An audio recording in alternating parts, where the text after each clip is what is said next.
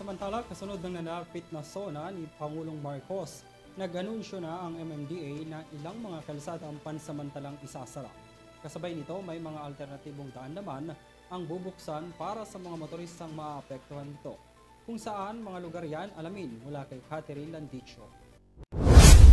Ipapatupad ang pagsasara ng kalsada at paglalabas ng mga alternatibong ruta para sa nalalapit na State of the Nation Address o SONA ni Pangulong Ferdinand Bongbong Marcos Jr. sa darating na Lunes ayon sa Metropolitan Manila Development Authority o MMDA. Sinabi ng MMDA na magkakaroon ng zipper lane ng southbound portions ng Commonwealth Avenue para bigyan daan ng mga opisyal at bisitang nakatakdang pumunta sa Batasang Pambansa Complex. Ang Batasan IBP Road ay isasara rin sa vehicular traffic simula alas 8 ng umaga.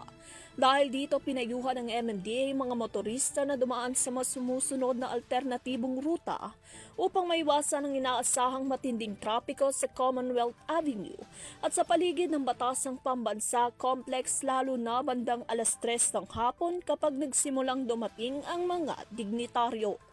Hanggang ilalagay din ang mga traffic advisory signage sa mga alternatibong ruta para gabayan ng mga motorista ayon pa sa MMDA. Gayun din ang mga plastic barrier at traffic cone na ilalagay sa kahabaan ng mga zipper lane at mga apektadong kalsada. Ayon pa sa MMDA na inaasahang luluwag ang daloy ng trapiko sa paligid ng Batasang Pambansa pagkatapos ng talumpati ni Marcos sa SONA. Nakatakda namang ilagay ang mobile command center ng MMDA na mayroong CCTV monitor sa Batasan Corner Commonwealth Area. Ang mga kilos protesta ay susubaybayan rin sa mga komunikasyon at command center ng MMDA sa Pasig City. Ang mga ambulansya, tow truck, mobile patrol units, motorcycle units at flood mitigation equipment bukod sa iba pa ipapadala rin sa mga itinalagang ruta at staging areas dagdag pa ng MMDA.